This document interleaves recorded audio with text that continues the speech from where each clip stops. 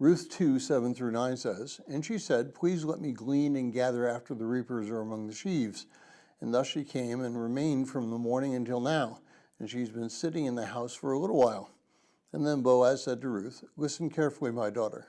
Do not go to glean in another field, and furthermore, do not go on from this one, but stay here with my maids, and let your eyes be on the field which they reap, and go after them. And indeed, I've commanded the servants not to touch you. When you are thirsty, go to the water jars and drink from what the servants draw."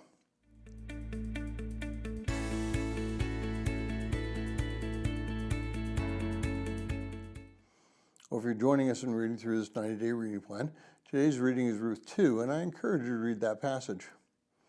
How generous are we with our resources? Do we willingly give them up, or do we hoard them to make sure that we have all that we need or want?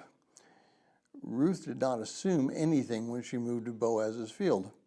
Notice that she went to those who were reaping and asked permission to follow them and reap what was left behind. Now, according to Mosaic law, a farmer was required to leave a portion around the edges of his field for those who were in need, Leviticus 19, 9 through 10 and 23, 22. So even though she had a right to glean the edges of the field, she went to those who were reaping and asked their permission. Many times this attitude is different when people come to our church looking for help. Some are humble and some are very appreciative of what we can do for them. But others look at us as if we have a requirement to fill all of their needs or wants.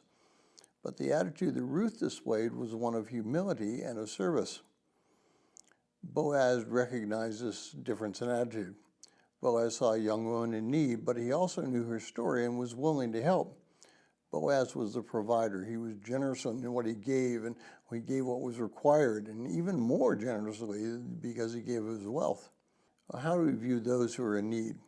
Do we view them as ones who are users of our system, trying to get the most that they can get, or do we view them as one that God has placed in our path so that we might help them not only physically but also spiritually?